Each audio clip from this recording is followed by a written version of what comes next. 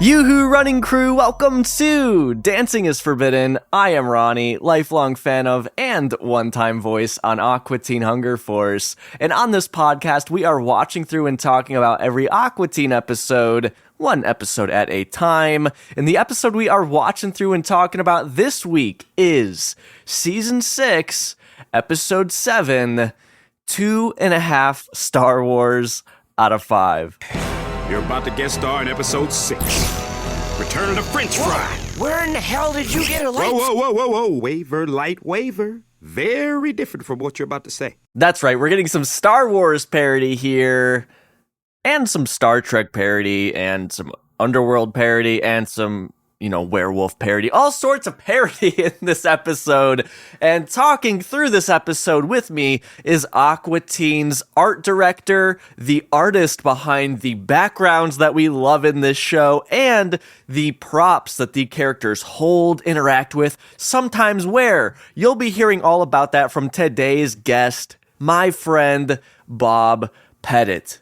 Now, Bob's been on the show before. I interviewed him about 3 years ago as of this episode going up, and I talked to Bob about this off the air. Like, how has it been 3 years already? We both couldn't believe it, and a big mistake, a sin, if you will, on my part for not getting Bob back on the show sooner, because anytime Bob is involved, it's a good time. Now, worth mentioning, Bob has been feeding us information via email for the show, but it's just been so long since I've had him on, and I'm so dang glad I did. And it won't be another 3 years till he's back on, all right? I love Bob. Excited for you to hear this conversation. Today, we are getting into what it was like repurposing old assets on the show into newer episodes. Bob gives us some pawn shop stories that inspired the insanely detailed pawn shop background in this episode. He gives us some tips for designing clothes for Master Shake, and Bob tells us his least favorite thing to draw for the show. And maybe you could figure out what that was. I'm an idiot and I didn't, but you'll hear it, all that and more in today's episode. I want to go back to the Star Wars references in Aqua Teen, because even though this is like a full parody episode, we've had some references in previous episodes. So back in Season 3, the episode South Bronx Paradise Diet, Master Shake claims to be from Tatooine. He then claims to be from the Dagobah system, then he imitates R2-D2, so that was in Season 3. Here in Season 6, already we've had a reference in the first episode, Genie, while in a bathroom, Shake plays with the motion sensors on the toilets in the women's bathroom, when him and Carl are trying to film women, and he says, it's like Star Wars in here. This is how Darth Vader takes a crap. So a couple references already in Aqua Teen. There might be some that I'm missing, and there are more to come.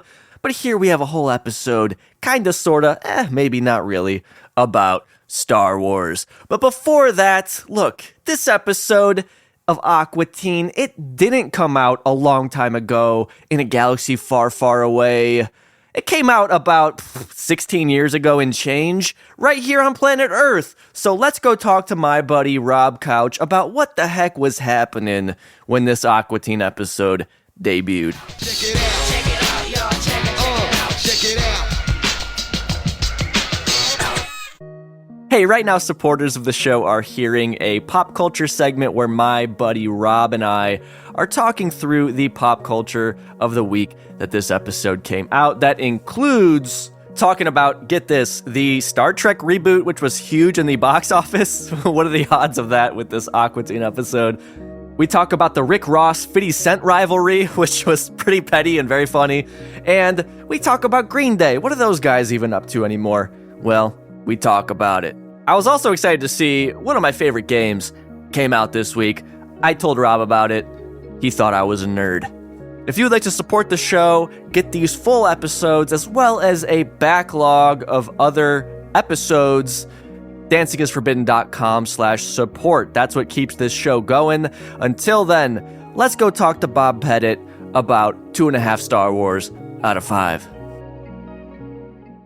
Coming up next, Aqua Teen Hunger Force. Bob Pettitt, welcome back to the podcast. Where are you calling in from today? I'm in Atlanta, Georgia. My old neighborhood is about 70 degrees today. Spring is here. Don't rub it in, Bob. What's happening up there? Snow? Yeah, it's I think it was yesterday. It rained in the morning and then it snowed later, so the roads were completely frozen over. Oh no. Horrible. Yeah.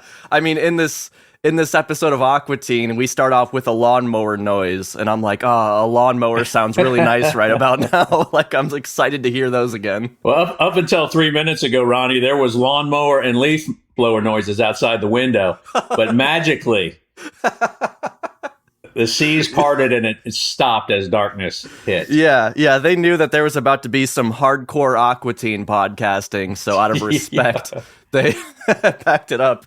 Hey, well, if it's iced over, you guys can practice some curling. Yeah. I mean, hey, that's what Minnesota's all about: hockey and curling. The Minnesota International All-Star Curling Team is like the entire Olympics team, isn't it? Wisconsin and Minnesota, right? I wouldn't be surprised. I mean, if there's anywhere in the U.S. that's going to be, kind of natural to be doing, it's these two states. Well, Bob, you sent over the Anim list, which is the list that you would have received for assets you would need to make for this episode, and you also sent the script over to me for this episode, so we will be referencing that throughout this conversation today. The episode we are talking about, of course, is 2.5 Star Wars out of 5. So you mentioned to me, Bob, that the name was changed on this one a lot due to legal reasons. And that probably explains why. I think when the episode first came out, it was called Pink Man. I've seen it listed as Pink Man in certain places. It might have been, and I think the animation list and scripts that I sent you have a different title than the final episode. They do. It is Star with a bunch of R's, and then Wars with a bunch of R's and a Z at the end. You know, as speaking of legal, I've done thousands of T-shirt ideas, and I always wondered how close I could get to the Star Wars empire without getting cease and desisted. And they've got it locked down pretty good, man. You can't use the word Ewok or Wookiee. They're not. Jeez. But here's the thing: they're not trademarked. But in a court of law, it's recognized that Ewoks are part of the Star Wars franchise, and so they count as IP, intellectual property, even though they're not trademarked. And so I imagine legal for here went through 5 or 6 or 27 iterations before they hit on a title that was legal. Right. Yeah. I mean, it's so silly. But this episode making its Adult Swim debut May 10th, 2009. So 6 days after May 4th. Right? Isn't that May the 4th be with you? Isn't that like the Star Wars day? Oh. I wonder if that was intentional. I don't know. Oh, maybe. Man, I'm not quite that embedded into the Star Wars universe. Like 420 Day also passes me by every year, and I never noticed. You're just missing all these spring days, Bob. All these cultural holidays. I'm just missing them. Well, on this episode, we have Dana Snyder as Master Shake, Dave Willis as Meatwad, Carl and Ignignokt, Carrie Means as Frylock, and then we have 2 guest stars here, and they are both coming back from the same episode, which is Hoppy Bunny from 1 season ago. We have C. Puppington, aka Scott Adsit, as Drew Baca, and Scott Fry as the pawn shop clerk. Because of that, with Scott Fry as the pawn shop clerk, we also have that amazing background you did that we also saw in Hoppy Bunny, which I'm excited to talk to you about when we get to it in the episode. I want to mention we also have the amazing voice of Matt Malero as and this one edited by Jay Wade Edwards. So I reached out to Jay before we got on here, Bob, to see if he had anything to say or share about this episode. And Jay said, "Hey, Ronnie, I love searching my laptop for emails old enough to vote. Here's a quote from an email from Todd Redner." So here's a back and forth they had on July 28th, 2008. Todd Redner wrote, "Is anyone working on the Star Wars episode yet?" Jay responds, "I just started the radio show last week while I was waiting on my edit suite to be upgraded." Todd responds, I'm sure it may not be for a bit, but at the end of the episode, it's a bit confusing where the pink man is Harry and when he is not. So I will ask Dave and Matt, but they will probably refer me to you. Just drop me a line whenever you get there.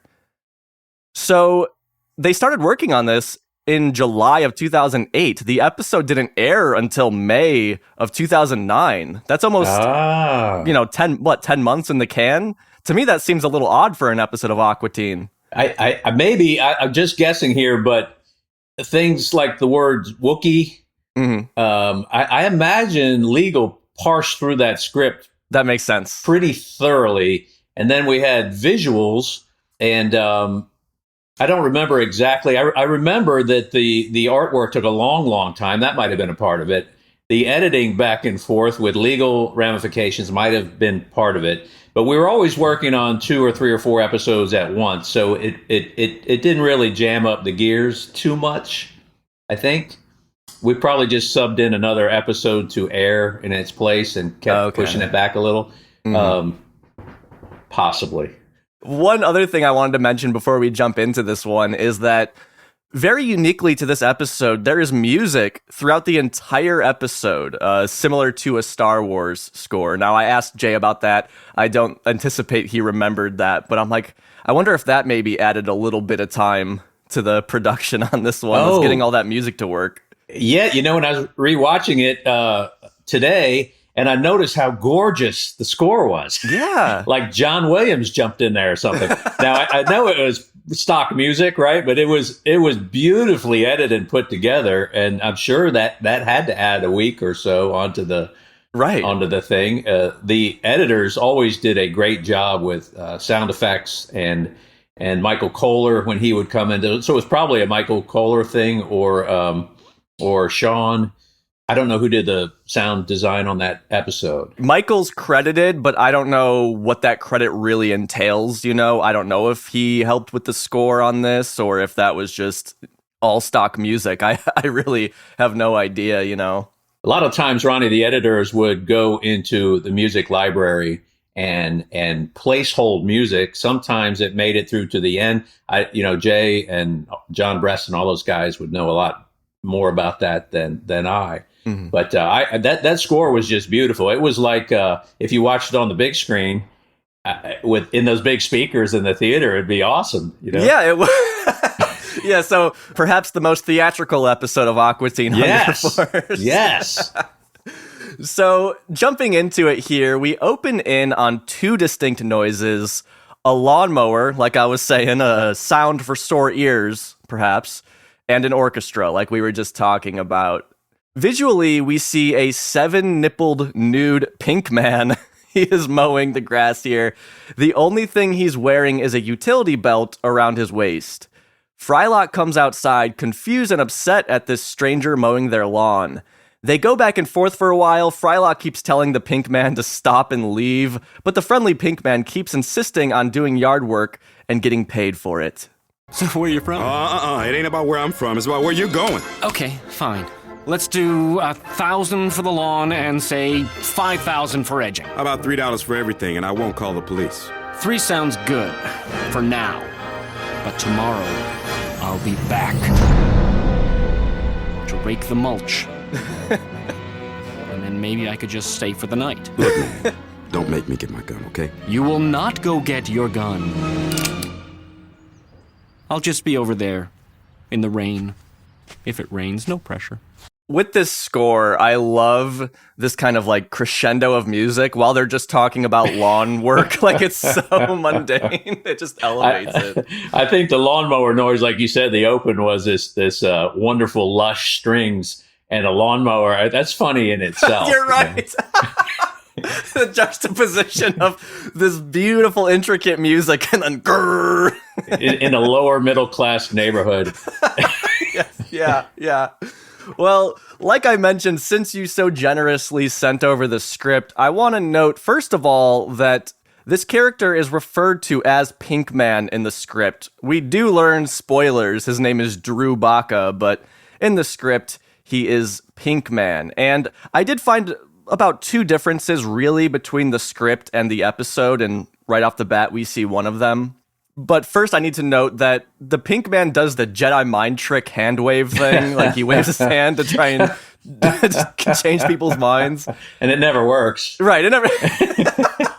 it never works. So, yeah, why does he keep doing it? But in the script, regarding that clip I just played, Pink Man waves his arm and he says, "You will not get your gun."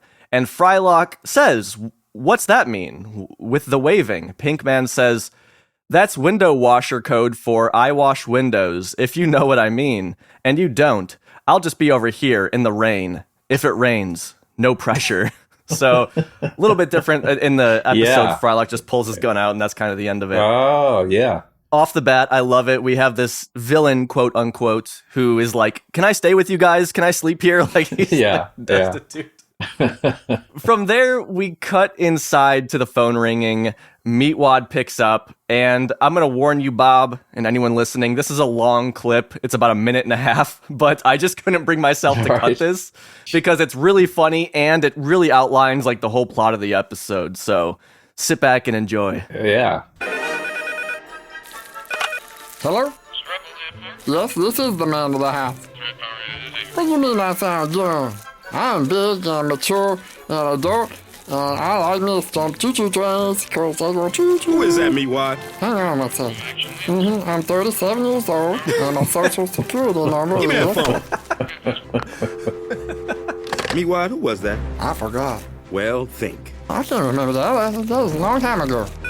That's him again. Hello? Hey, what are you guys doing tonight? Hey, you need me to come in there and mow that carpet? It's getting pretty shaggy. Frylock is right. This carpet has not been mowed since we moved in here. Nice to meet you. I'm Meatwad. I'm the man of the house. I'm 37, and I like me some choo-choo trains. Yeah, we spoke earlier. And I, of course, am the much talked about Master Shake. And this ball of turd is King Nerd Science Geek. And he sucks it big time, don't you? I said, don't you? I'm Drew, and I'm looking for a place to stay. I'm also looking to kind of blow up the moon. Okay, you need to leave now. No, hear me out. I'm the only one who can save your house from the bank.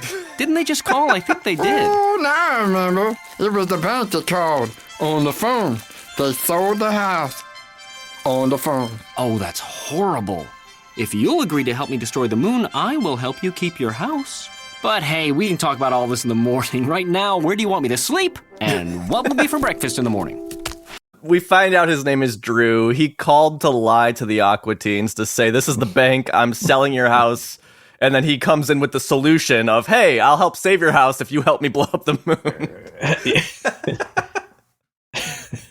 It's just so ridiculous. Yeah, that when the windows were breaking, Ronnie, we see both front windows eventually break, two different scenes. And prior to that, the windows were just clear. There was no reason to, we've never broken them before or opened them, whatever. So I made them slightly white so that you could tell the background across the street was real and that the windows were, so there would be a contrast. So visually we could tell the window was busted out. For a lot of these, this was about the time we were up-resing a lot of the artwork. Television, during the length of the show, which was, I don't know, 18 years or so, 16, whatever it was, television resolution changed 3 times. You know, when it started, we were watching in 420, like basically square CRT televisions. Yeah. not quite that bad, but and by the time it ended, we're all doing stuff in 4K. So even to this day, we didn't get to some of them. The older episodes, as they air on HBO or whatever, the backgrounds are, if you go close up and close up and close up, they're really blurry. It's kind of It's kind of messy. Yeah. And so so I think we redid the interior of those 2 windows, the front of the the front door. I think that was the 3rd up-res of that background. Everything was done at least 3 times. Carl's car, everything, and maybe that added another month or 2 to the production process. Right. Well, I'm glad you brought that up because, like, at the beginning, we see Drew mowing the lawn, and in the anim list, the lawnmower is brought up. It says lawnmower. you did one for Dr. Weird, change color and high res it. So because, you had to high res that lawnmower, and you know what? I do have a clip of where we first saw this lawnmower. Wow. Gentlemen, behold! I have made love to this machine! And now, upon retrospect, I ask why. I'm sure someone thinks that's pretty neat. So you do that for science? No, it was free! And she was drunk. She didn't know what she was doing! My metal boy! So in that clip, Dr. Weird impregnated a lawnmower, and I went back and checked. It's the same one that we see in this episode, except it looks a little bit different, like a new coat of paint on it, and you added a grass bag. But ultimately, my question for you, Bob, is what was the process of upgrading an old asset like that from an earlier season? That was from season 2's Supermodel, for anyone wondering. What was that process like when you would have up-resed that, I guess, upgraded it? So I take the old file, which was done in, low res, 420 by whatever those resolutions were, and I bring it into Photoshop in the new file, which is gigantic. And I ended up doing it like the animators did, 3 times the actual size that it would, so some of them are 12,000 pixels wide and at 400 or 500 DPI. And so I bring them in, and if you bring them into that large window in Photoshop, people in Photoshop kind of understand this, it's only like a fingernail wide. And so you blow it up, it gets all blurry. You can barely figure out what's happening. And then you just start painting over it, new ellipses, new paths in Photoshop, new whatever. And my name for the thing, the Grassassin, yes. was retained. Sometimes those things would get axed, and they'd have another suggestion or more funny suggestion, whatever. And so that original mower was a photo of the lawnmower that I owned at the time, and then as for reference, and then you put, because it's Aqua Teen, you put grass and rust and things falling apart on it because nothing was ever maintained in that house. There is no 3-in-1 oil in the Aqua Teen house, or silicone spray, or soap. Right. And so by the end, and it would take sometimes a day, sometimes more than a day for files that large for just what we call props or stills or props. A background might take 2 weeks if it's a large panning background like the pawn shop in this episode. That was up-resed also, the left side of it, and then the right side of it where all the furry amp is, all the amps, that was new and seamed together. When you would go back to rework these assets, now, of course, you were a professional artist for some time by this point, but would you ever be like, oh, what was I thinking there, or anything like that? Like, and go back and like fix things like that? Yeah. Sometimes, we were under time constraints, so we were all working long hours. So it would be a luxury really to go back. But there are hundreds of small, tiny visual jokes and puns that I've long forgotten about, that Easter eggs that no one will ever know in the show. But when you're up at 2 or 3 in the morning on your 8th cup of coffee and you start getting a little silly, and you just put something in there for the heck of it, just out of anger, frustration. Yeah. And but yeah, so there's a ton of stuff in there. I've long forgotten what they were, but the names of something or serial numbers or something. There are lots of different little Easter eggs and in most episodes actually. But yeah, I'd say something that looked more visually funny. I would absolutely, I'd put it in there, Yeah. I mean, I'm glad you brought that up, Bob, because like in Global Grilling in season 4, like a lot of people love that the grill is called the Char Noble, and that's something that you came up with. Like, that wasn't in the Anim list. And here, Grassassin, I didn't see anywhere in the script or the Anim list. Like, that's something that you as the artist would come up with, and just goes to exemplify how everybody contributed to this show. Yes. Everybody who worked on the show had a pretty decent sense of humor, and the editors contributed mightily to this. Visual gags, script, everything. And Right. we all pitched in. Dave and Matt would get a great start writing it, and they would think of things later, even as the things were being recorded. And of course, the voiceover actors did great ad libs. And Dana, Oh God, yeah. and Dave, he did like 27 voices for the show, and Yeah. and they would just keep going. Whatever was best for the show, whatever was funniest, that's what we would do. Yeah, yeah. It's such a learning experience for me, specifically like when you send the script over and I follow the script to what ends up in the episode. And like you're saying, it's not word for word at all. Like they'll really, sometimes, a lot of the times it's just like a word change, but like those word changes always make it better and funnier and more natural sounding, Listening to it on radio play, those guys would be in the edit room. Occasionally I'd be in there, but generally I was working on the art at home.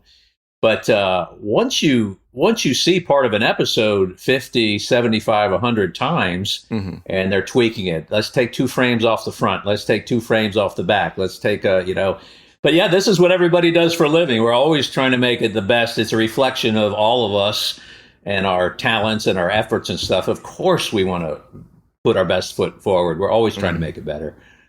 And and when everyone laughs, we know that that joke stays in.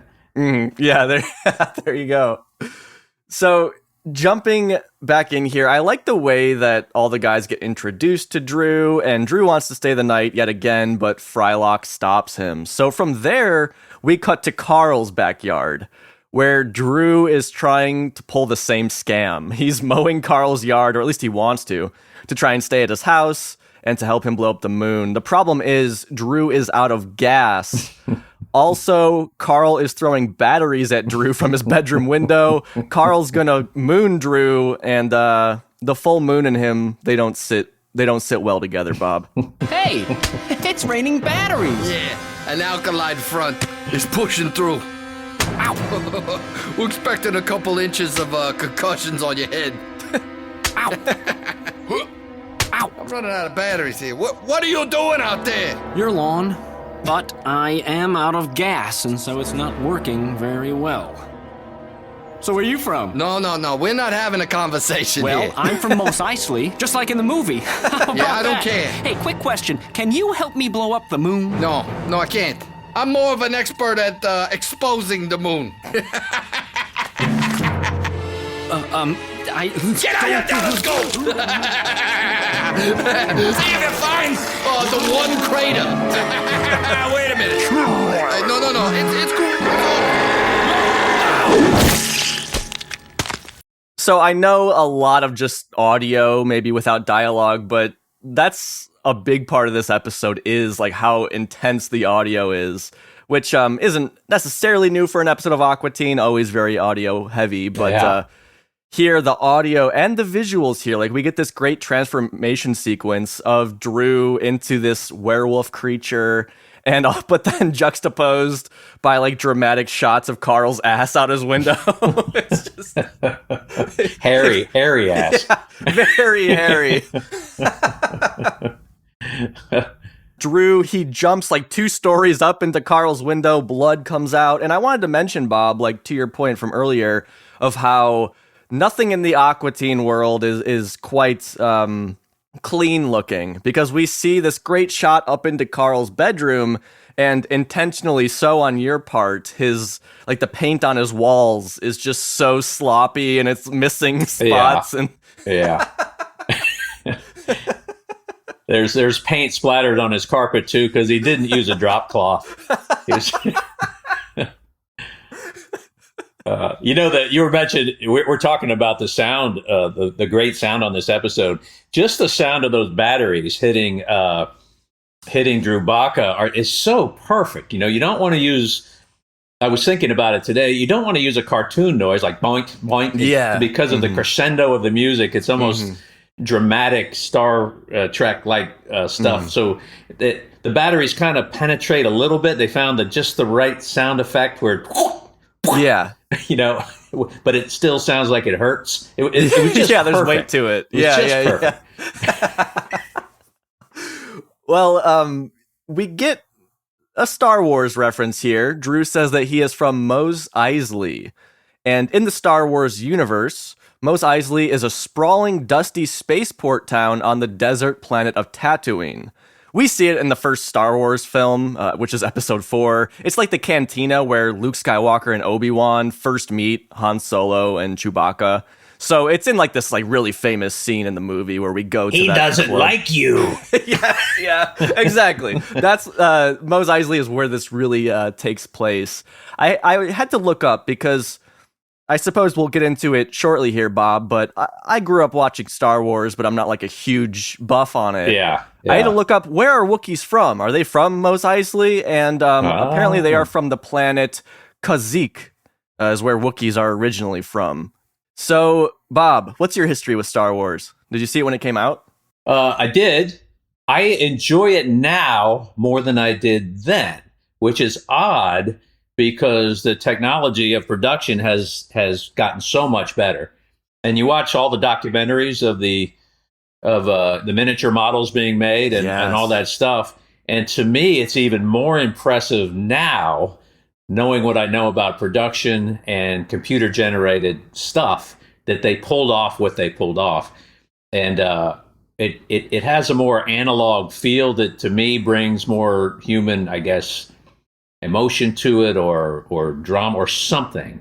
Yeah. I've not seen a Transformer movie all the way through for that reason. I don't know.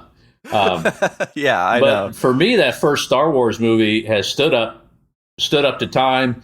And, when they're getting crushed in the trash compactor, now that would be all visual effects and green screen and all, and blue screen and all. And what they pulled off is astonishing, just astonishing. And so, like everyone, when Jar Jar Binks showed up, I kind of checked out a little bit.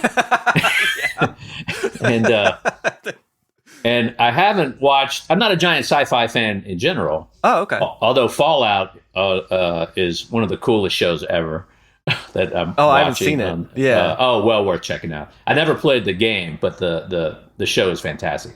And I've not watched any of The Mandalorian or most of the other universe franchise things. I hear good things about it. Eventually I'll check it out.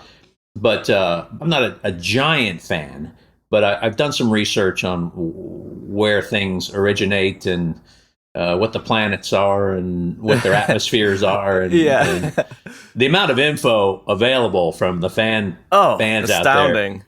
Thousands of sites with every detail. Fan fiction. It is amazing. Yeah, it's a very, very big part of the culture. Absolutely. I mean, I grew up on it.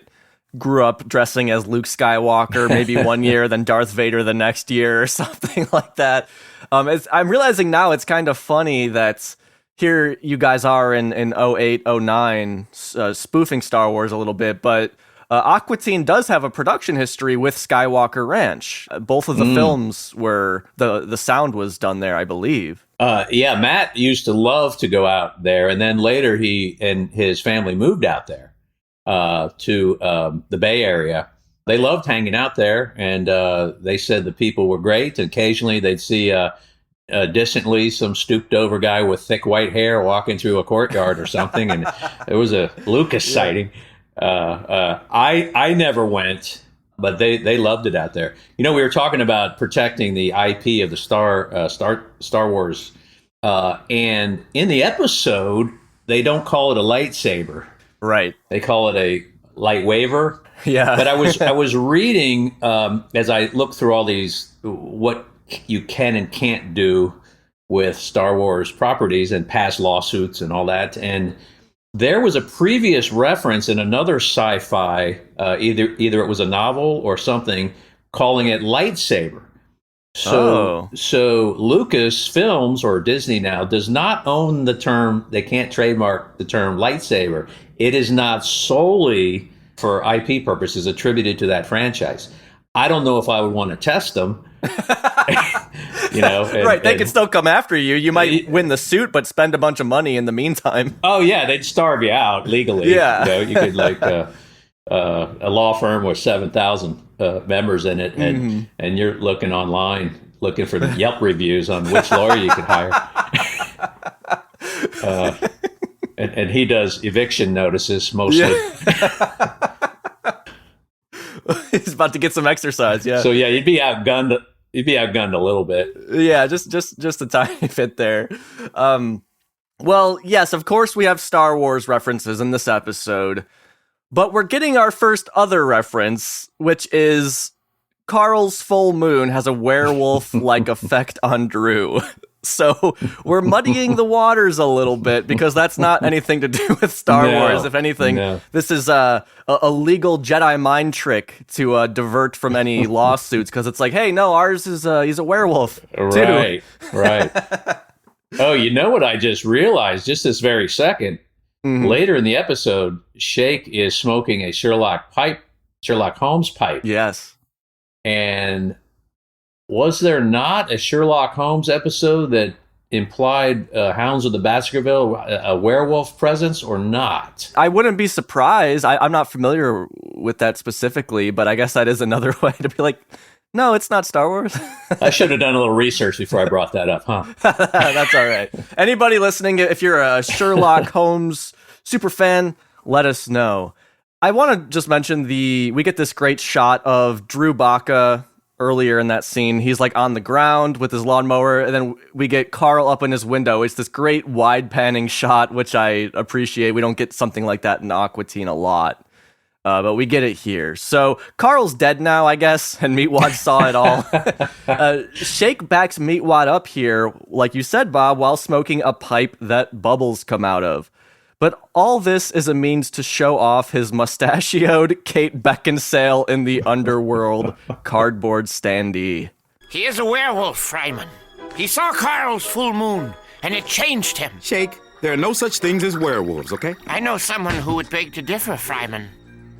And I think we both know who I'm talking about. Don't you say Kate Beckinsale. She was in that movie! Fake, You're gonna sit Shake. here and tell me that the Lycan have not been waging war against the vampires for centuries? Hollywood, Shake. But that suit she wore! Yeah, she looked hot. What about it? You do know that I own the cardboard stand. Yeah, I know. That means I like that movie. I know. Okay, so just that we're clear now. Meeting adjourned. Good job. Well, what do we do now? Oh, we wait until you lose interest, you forget all about it, and then fall asleep. All right. Kate Beckinsale, cardboard standee. I see in the anim list, it says Kate Beckinsale, underworld, foam core standee. Then in parentheses, legal may not let us do this. And it seems like the way that you guys circumvented this was to put a mustache on the cardboard standee. Yes, that's exactly what happened. I recall doing 3 or 4 tight comps, as we say in the art world, meaning tight sketches for legal to look at and research. And I think I put like pink hair on one. There was some other variation on it, and then I think the haircut isn't quite hers in the movie. So finally, I sent one with just a big, like, droopy cowboy mustache on her, and they said, "Good to go."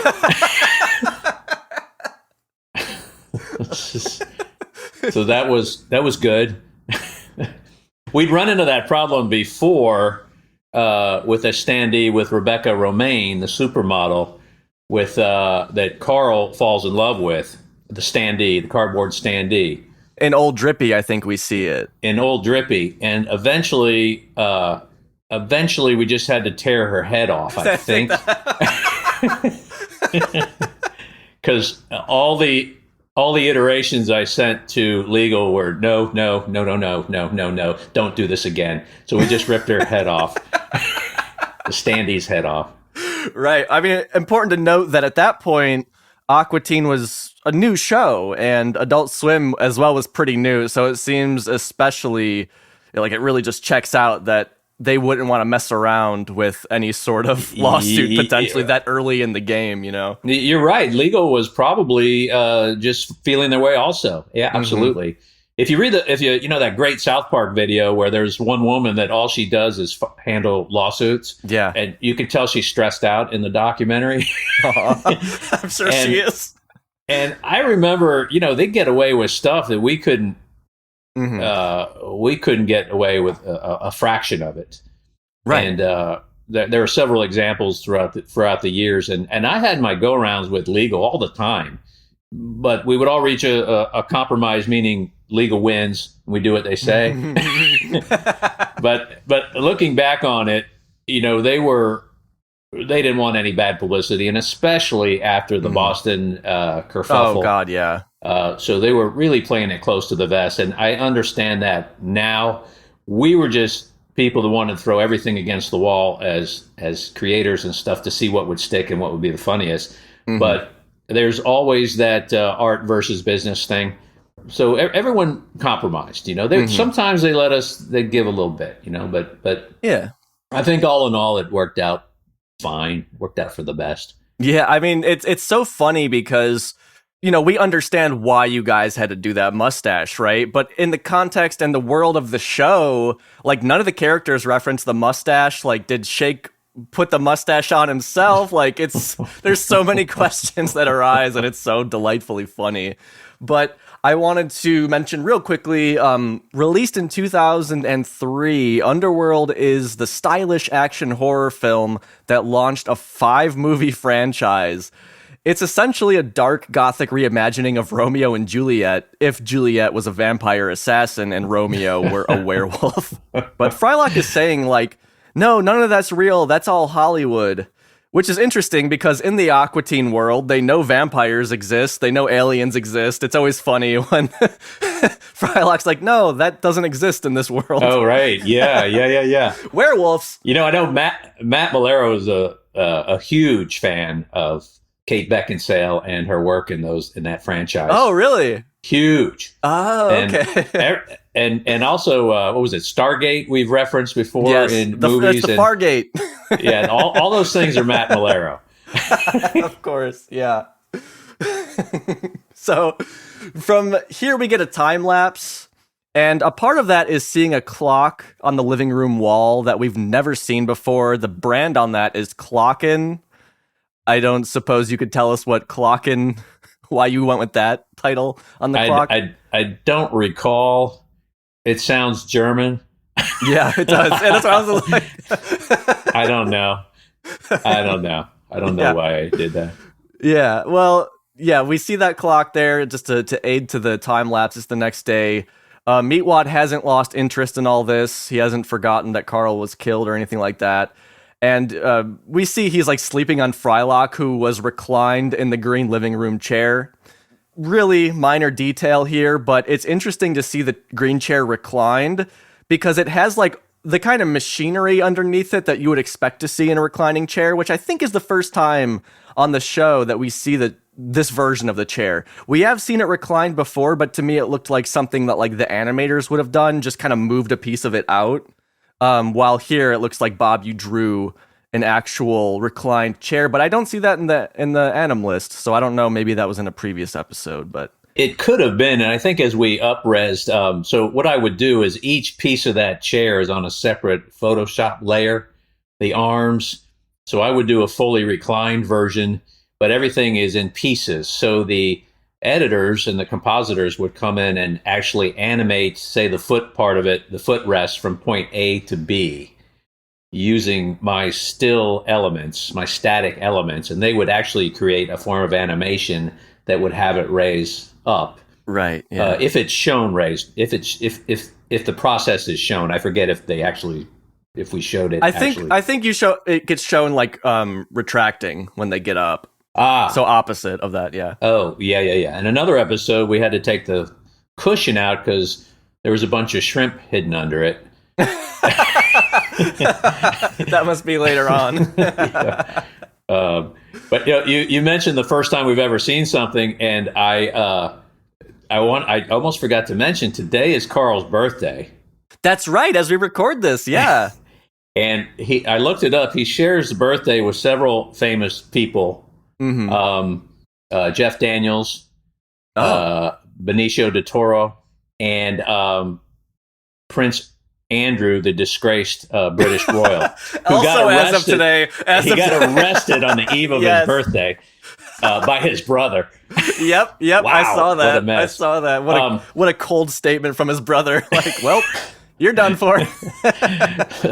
No one's above the law. Have fun. Yeah, We'll bring you some figgy pudding in jail. You loved our cousins. Happy birthday, brother.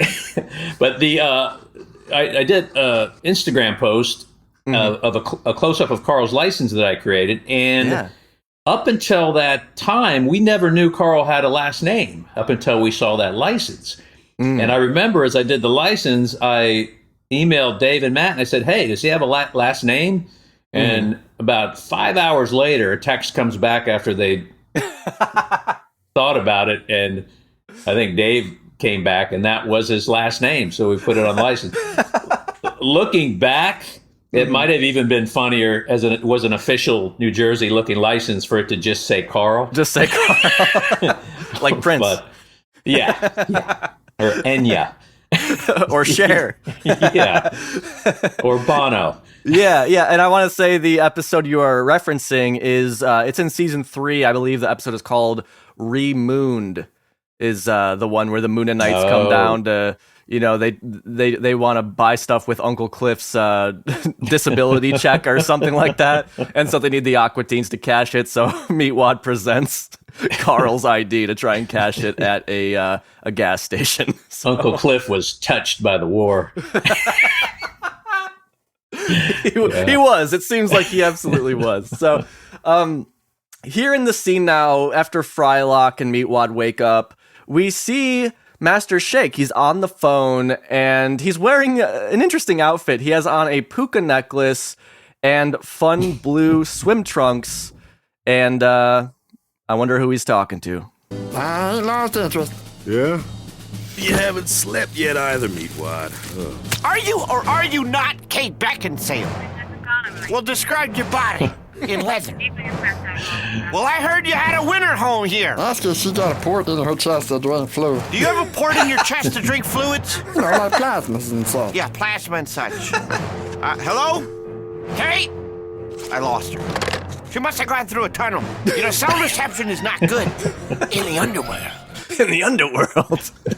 Drew breaks into the Aqua Teens' house after this, offering strawberry pancakes to an excited Meatwad and Shake despite not having any mix. He still thinks they're destroying the moon together. Frylock angrily agrees to do this under the condition that Drew never comes back. Sadly, Shake, remember, wearing surfer garb, pulls out a gnarly flame decaled surfboard and has some reservations about this. But Frylock, you're going to eliminate the tides? And there goes my surfing career? Come on, man. Hang ten and stuff. He's right. He's right. All right, yes, for once. For once, he is right. Okay, I'm going to go catch some waves.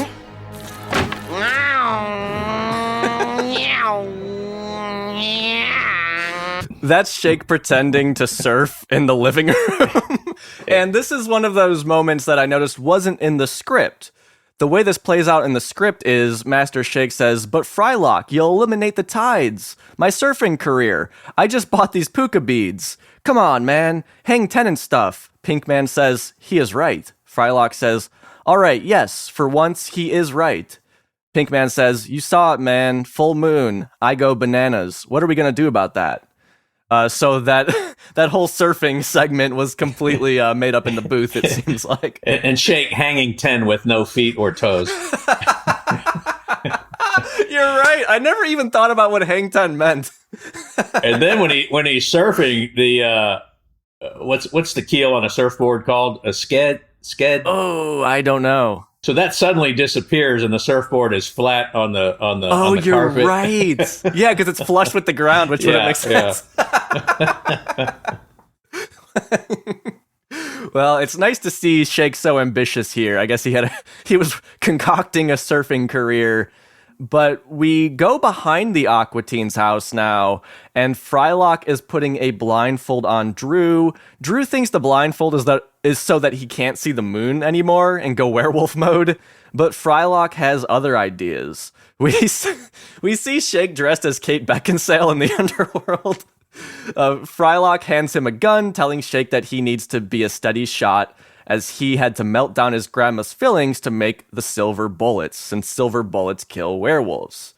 We get a fun action sequence where Shake does a flip and shoots the gun. By my count, he blasts 22 bullets while he's flipping around, missing every single shot on Drew. There's lots of destruction to their house. Roof tiles are from a 9-round clip. Yeah, that's what I was going to ask. I was like, I don't know a lot about guns, but like after that, Frylock takes the gun and blasts Drew 3 times in the chest. So that's 25 bullets. What kind of gun is this, Bob? You drew it. I don't know. I forget. Maybe I don't know. And how many fillings did Frylock's grandma have that they could make 25 bullets out of them? Apparently. But I do have a question for you. You know, we see like a great action sequence here with Shake doing his underworld routine. Supporter of the show, UK No Tamashi, had a question, and I don't know if this is drawing from something that you've posted before, Bob. They ask, what can you tell us about your background in American karate and Kwang Nu? Does that mean anything to you? So Kung Nu is a Vietnamese style of karate that I took for 2 or 3 years after American karate and some boxing and stuff like that. I didn't do the any of the choreography. You know, it's just the editors having Shake fly around. But I do appreciate the choreography in the John Wick movies. And there's another one I saw recently. It was pretty great. The Rock was in that movie, that MMA movie. Those were pretty good. Choreography. I haven't seen it yet. It looks good though. What was it called? Something Smasher? Something? Something like that. Smashing Machine or something? That's what I think it was, Smashing Machine. And the woman that plays his girlfriend, John Krasinski's wife, she really elevated his acting game. If you guys get a chance to watch that movie, there's a scene where they're breaking up and they both start crying. And I think at that moment, Rock became like a real dramatic actor. You know, she taught him essentially. That scene is magnificent. It's amazing to watch it. 25 years after his acting debut, he's finally picking up with actually nailing it on the dramatic side. That is Emily Blunt. That you are talking about. Yeah, I mean, normally I'm not a Rock fan. A lot of the times I can't stand him in movies because he's just playing himself, like an action version of himself. But this movie, Smashing Machine, did look interesting to me when I saw it. I'm like, oh, that looks different than what I'm used to seeing him in. It's not a big budget thing, but that they wrangled Emily Blunt to be in there, it really elevates it, and he puts everything he's got into it, and the prosthetics on him are fascinating. If anybody's into the makeup type stuff, all the muscles, and it's really interesting. Yeah, well, Rock puts everything into the Smashing Machine movie, just like Frylock puts 3 bullets into Drew's chest. Drew, he falls down dead, we assume. The Aqua Teens leave. They're just going to leave his body in the backyard. They're just going back inside. And then we see him lift his blindfold. And we cut to the pawn shop scene in Season 5's Hoppy Bunny. And Drew is digging the bullets out of his chest to sell to Scott Fry. How much for 3 silver bullets? Take your time. I know the number will be very large. The number will be very large. These are BBs. These are not BBs. These are BBs. Silver BBs? Regular BBs. Oh. Well, how much would you take for this bass amp? Boo! I love that string slide. Boo! So I guess Frylock lied. These aren't silver bullets, but normal BBs. We saw bullets coming out of the gun earlier, which is just that fun, crazy Aqua Teen nonsense. Oh, that's a solid point, Ronnie. Where did the BB gun come? Yeah. I don't know. Frylock lied to us, I guess. But we get an establishing shot of the pawn shop, which I want to say is from Colon Movie Film for Theaters. It looks to be of that style, but inside the pawn shop is, we saw it first in Hoppy Bunny, but here we see more of it. And Bob, you emailed me saying, oh yes, I remember working on that. Just thinking about it is making my kidneys hurt.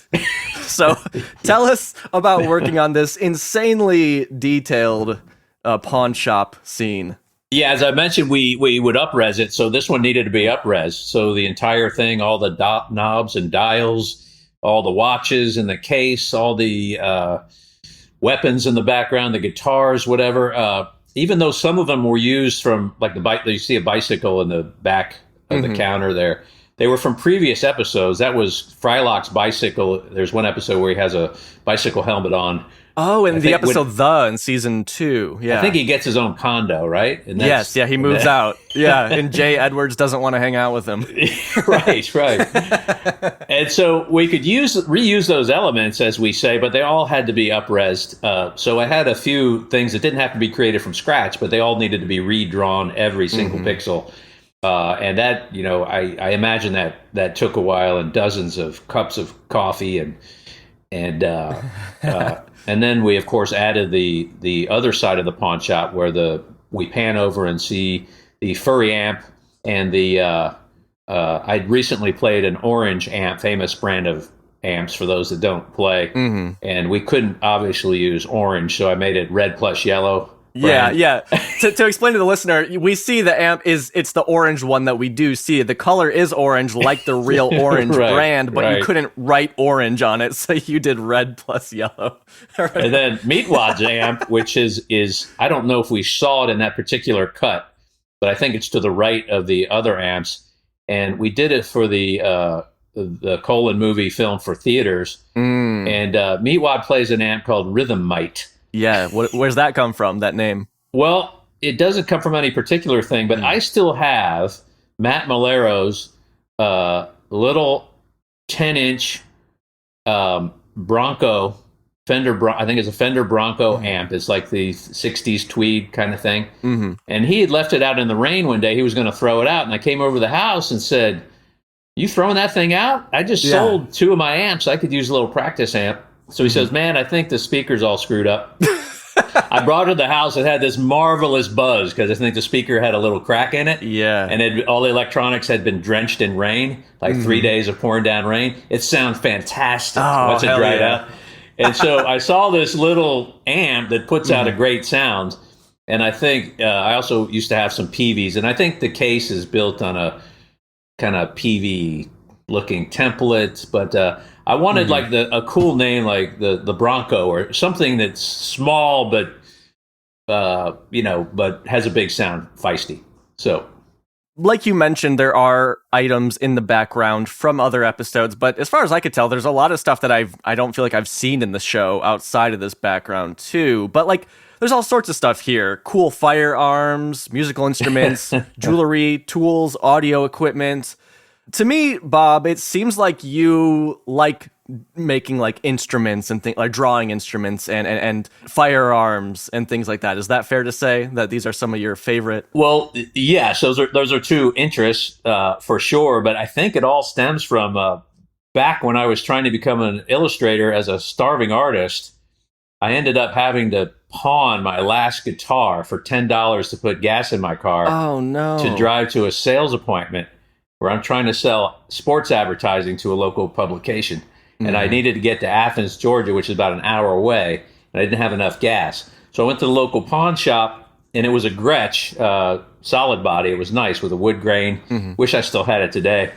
And I said, "Hey, I hear these things are like worth $250, $275. He goes, "Here they're worth $20. God, yeah. So he could tell in my eyes. These guys are, they could tell. And so $20 it was for my Gretsch guitar. And but I noticed going to pawn shops. I also found a watch that was stolen of mine in a pawn shop in Athens. No kidding. A Seiko with the same serial number and everything. So I've been into pawn shops just looking around, as we all have, for instruments. And so I noticed the themes on the wall. It's jewelry, firearms, musical instruments, and some old stereo equipment sometimes. Occasionally a blender, but but those seem to be the 3 main categories: jewelry, musical stuff, and things you don't need to survive.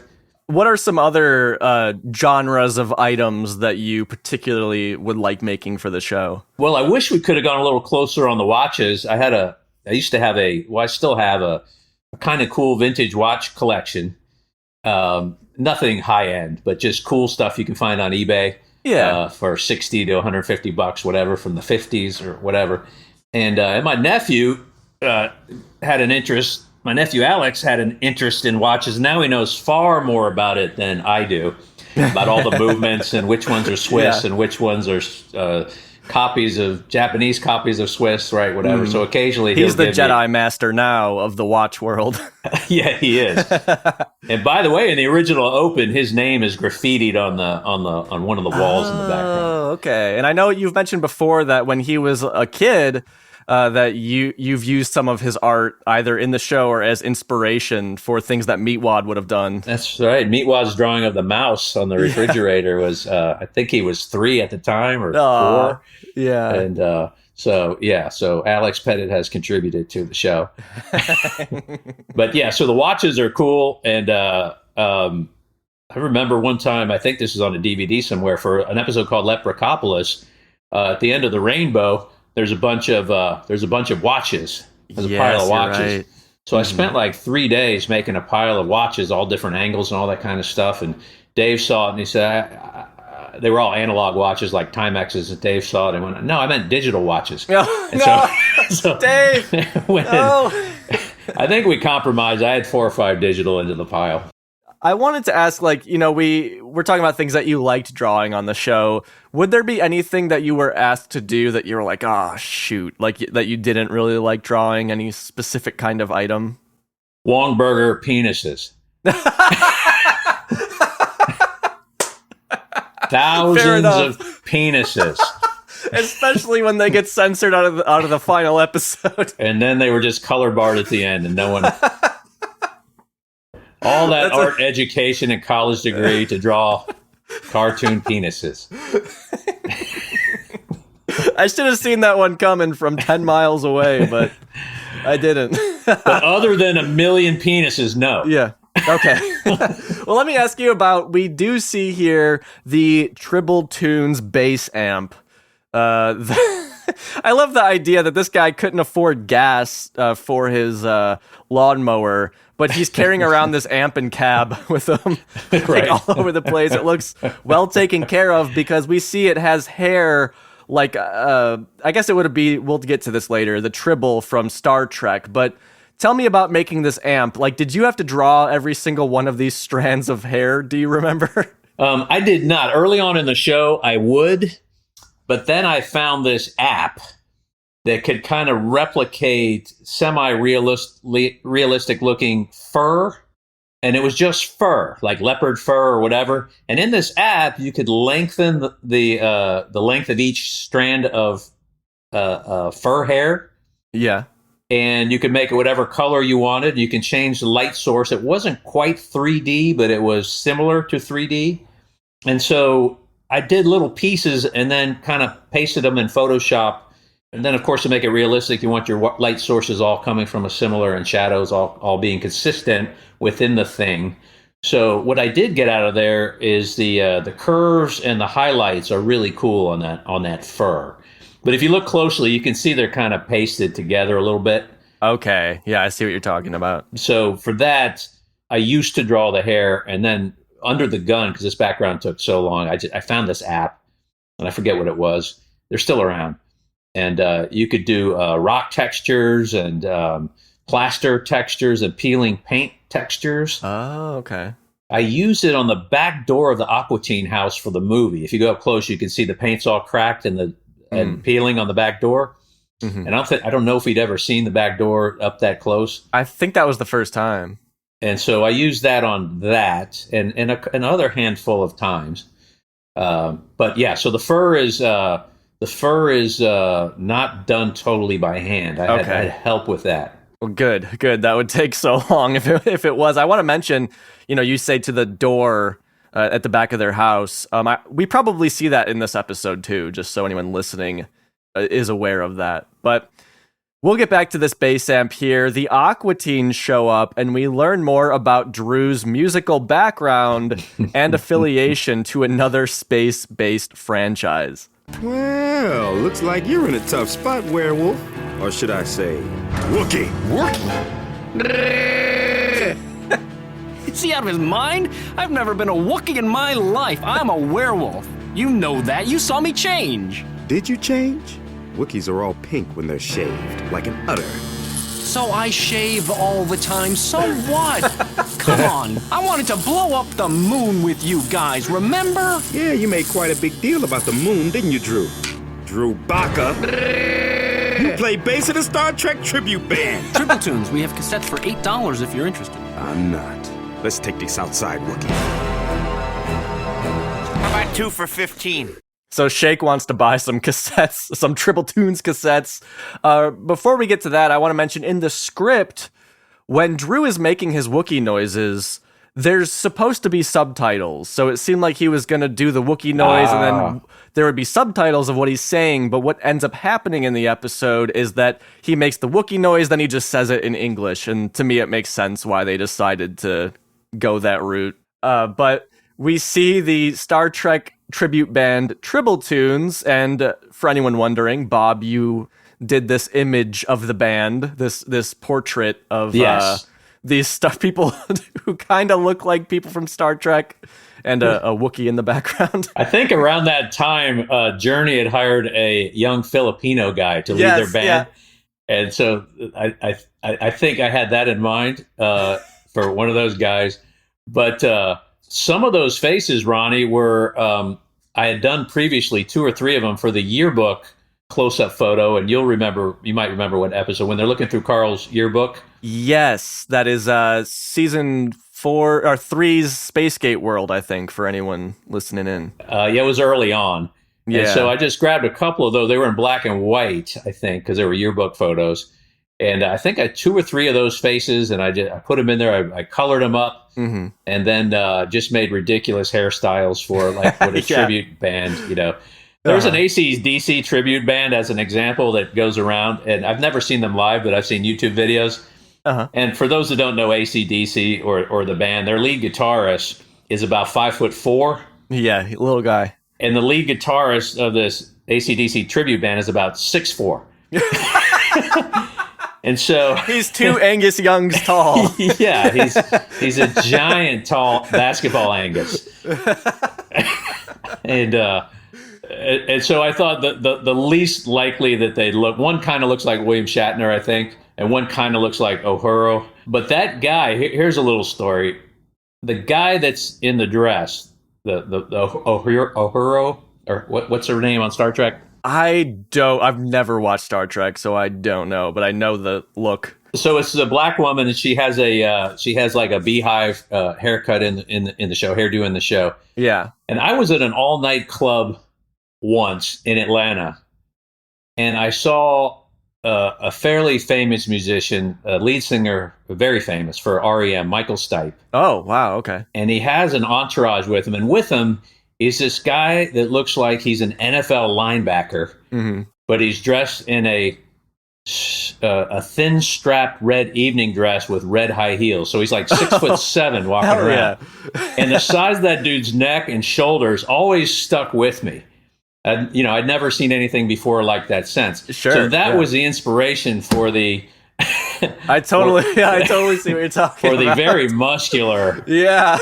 Triple Tunes band member. Yeah, to this sheet, Bob, we see this picture of the band, and it says, for booking info, call 1-800-555-0199. But more interestingly, on the bottom right, we see the logo for Sugar Bear Entertainment, which any eagle-eared listeners will know from previous podcast episodes.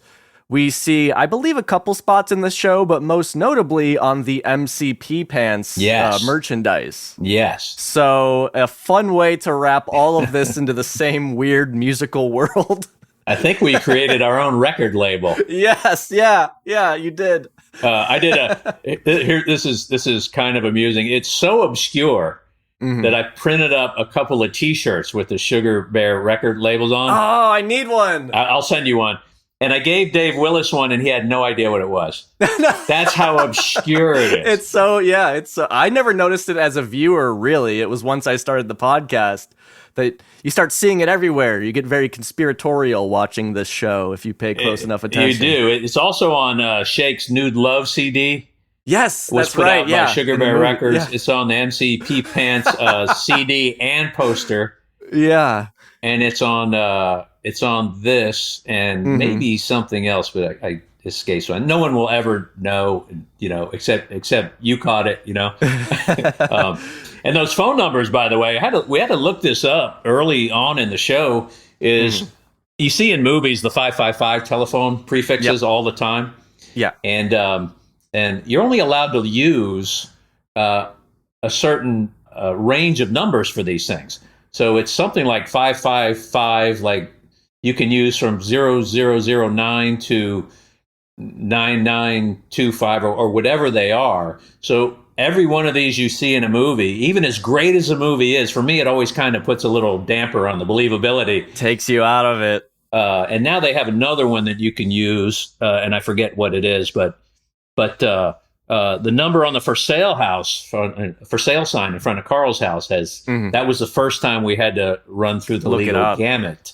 So I became a little bit knowledgeable about all that stuff. See, I thought it was just 555. I thought that alone was okay. I didn't know that there was an actual range after that you had to stay in. There's a range in the four numbers, as I recall. Yeah, okay. They've added another prefix, 8s or 9s or something like that you can use. And I don't know if all those constraints still apply. Okay, yeah. They did at the time. Yeah. Well, Shake, he buys 2 cassettes, one signed to him and one he intends to sell later. That whole bit isn't in the script. That seemed to have been done in the booth. So, yeah, we're getting some... Make it out to eBay. Yeah, exactly. Make it out to eBay. Let me just... Shake has, faith in Tribble Tunes. He thinks he's going to be able to make money off of this somehow. Right. But yeah, we have this great inclusion now of Star Trek stuff. Like I said, I've never really watched Star Trek. And funny enough, Bob, before you and I recorded this, I did a segment with my podcasting buddy, Rob Couch, for supporters of the podcast. And we went through the pop culture of when this episode came out. And the top movie in the box office this week was Star Trek. There was a Star Trek film, so it's great. We have this in Aqua Teen as well. But I've never watched Star Trek. I get the impression I would like it. I know, obviously, of how influential it was all throughout its long, storied history, but I'm not familiar. So I had to look up what is, Tribble Tunes? What's that in reference to? And the Tribble is a creature in Star Trek. I guess they're cute little fuzzy guys who apparently breed super fast and, get this, are born pregnant, I guess. They're born already pregnant. So that's... Wow. I don't know if this is a Matt or a Dave reference here, but it's a Star Trek reference nonetheless. The first two Star Trek movies, first 3, I think, pretty great. You don't have to know anything about the old television show. And so when you say movies, are these what decade did these movies come out in? Well, the first one was in the 80s, Wrath of Khan, I think was the first one. But the more modern ones with I forget what the actor who stars as the modern version of Captain Kirk. They're pretty great standalone movies just as they are. Gotcha. Yeah.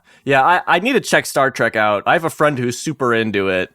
Yeah. And I know lots of people, similarly to Star Wars, there's a lot of people super into Star Trek as well. So again, we're getting both of these references.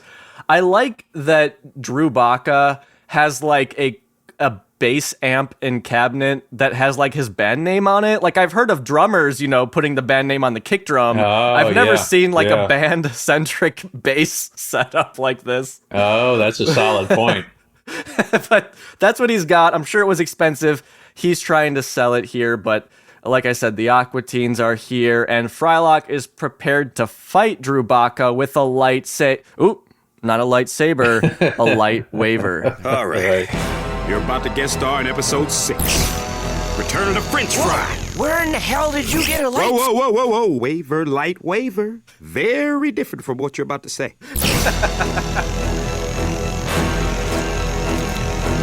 Okay, not in the store. Beam me up!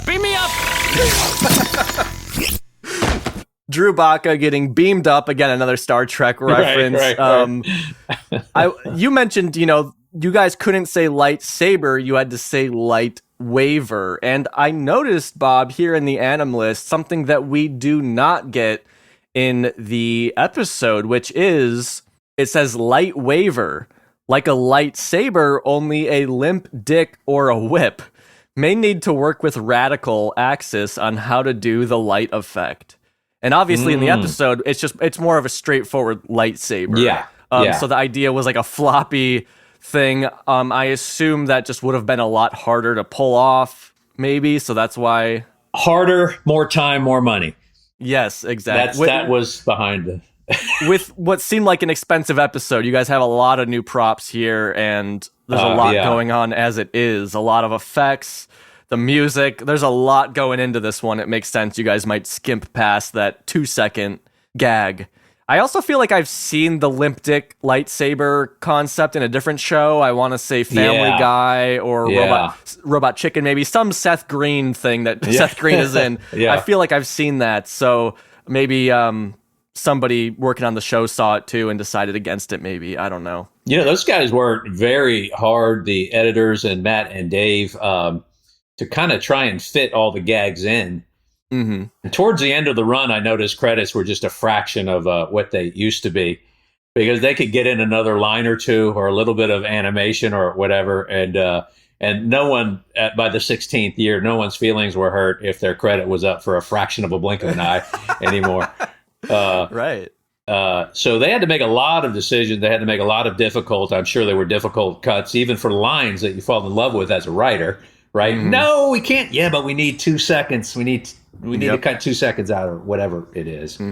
And something like that, the limp lightsaber thing, to go through all the animation and the approvals and to color it, and the animation not only of the thing flopping back and forth, but the arm motion and the whip or whatever it is. They probably just looked at it, like you said, it took a year to make this episode or so. They probably just looked at that and several other things, as you mentioned, that never made the episode, and just you make decisions. You make executive decisions to just sometimes they're painful.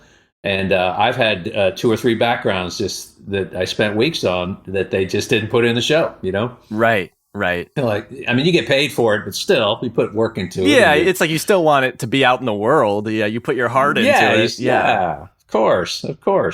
And for writers, it's no different, or voiceover actors get a lot of their lines cut. And we all have met people that made their movie debut and ended up on the cutting room floor. It's a famous Hollywood trope. Yeah. So, it's just part of the business, Exactly. Yeah. But I wanted to ask, because with the light waiver, it says like maybe work with Radical on how to get that going. As the prop designer, where does your job kind of end and the special effects animation team like kind of start? How did that back and forth look? Was that something you would do a lot of, having to work with those guys? I think generally, as the workload increased, the production company or the animation company could have in-house people do a hat or something like that, and you'll see the different style. It'll be more cartoony that would match the characters. But I think the main demarcation point there is it animated or not?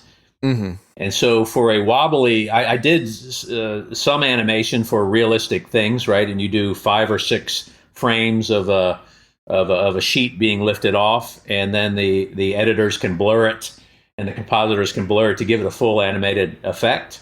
I did lots of animation, but not necessarily too much for characters. So if you have a light saber that's flopping back and forth, that would have been the company that was doing the animation. And because they were also animating the character, it would need to fit with the wrists that they were also animating. So they would say, get with the animation company to figure that out. Okay. So for me, then I would be out. If it's so the straight lightsaber in there, which I probably did, doesn't take any communication. They just make a fist that goes around it, and they can move the arm a little bit.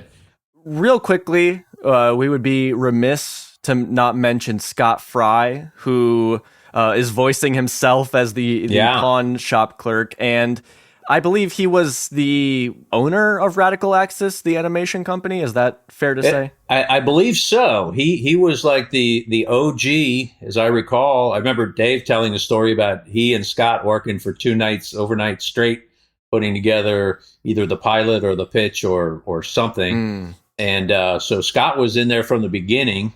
Yeah. And it seems like they wanted to acknowledge his work on the show and his place in Aqua Teen history by running his own his own pawn shop. And his deadpan delivery, by the way, is completely Scott Fry. It was perfectly cast. Arms crossed. Oh, really?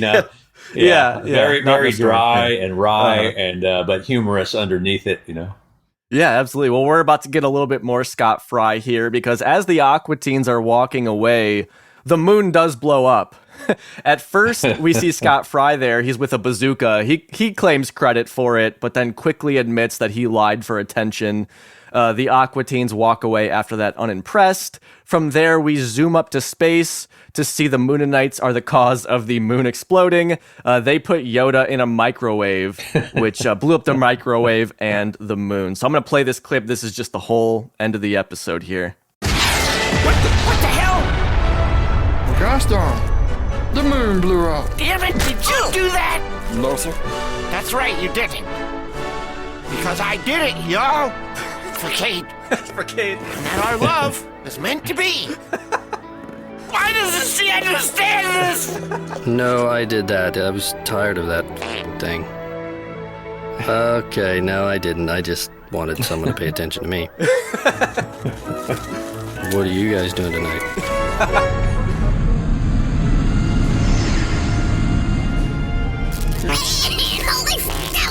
That bullfrog adamantly disagreed with our microwave. That was no bullfrog, dude. That was Yoda. He was like, no,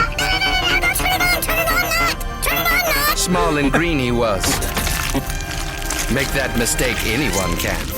The end of the episode there. I forgot the Moonanites were in this one, so I didn't realize. Yeah, I didn't realize they were even in this season. So I was like, oh, there you go. We get a little, see what they're up to in 2009, putting Yoda in the microwave. Make that mistake, anyone can. I'm sure that they had fun doing those Yoda lines in the booth there as the Moonanites. I couldn't help but wondering while listening to that clip, Bob, what would Kate Beckinsale think if she just happened to catch this episode and see this milkshake who is in love with her? Who knows? She probably would laugh, probably would smile. How could you not? It's so ridiculous. I don't know if she's a high-strung woman or not, but no idea. Maybe she's sitting back smoking a little weed, relaxing at 12:30 on a Sunday before her call at 6 a.m. Her set, to come in and get fitted for a leather suit or something, and she's catching this late at night. Like, what? I wonder where that leather suit lives. One day it will be sold at auction for a pretty decent amount of money. It had to have been at least once already. I'm sure somebody, shelled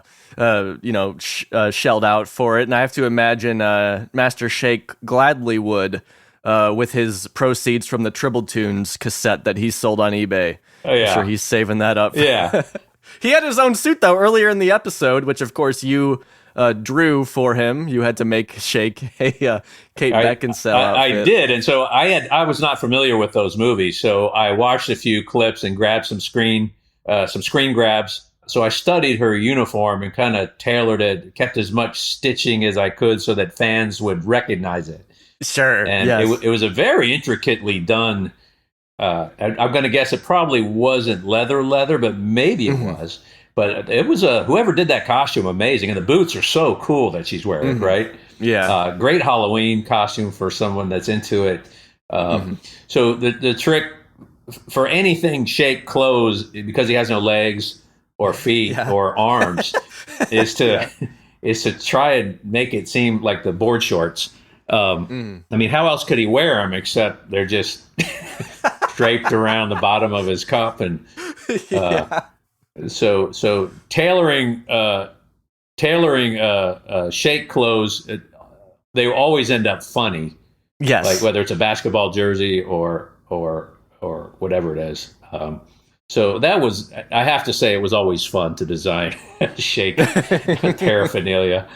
It's always just so goofy, just seeing those boots just kind of strapped to his bottom. Like it's just so stilted and weird looking. It's so hilarious. And in the Aqua Teen universe, whether you're any of the three characters, if we just throw some boots or shoes on the bottom, you can magically walk.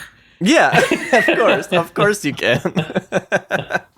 I love the absurdity that these characters like never have money or anything like that, but then Shake will have these intricate costumes that look expensive. Yeah. Where did he get that? Yeah, where did he get that? Yeah, thing? yeah. Where does anyone get that? That's easily $185 on eBay. Or what's that costume shop that springs up on Halloween? Oh, Spirit Halloween. Yeah. Easy 185.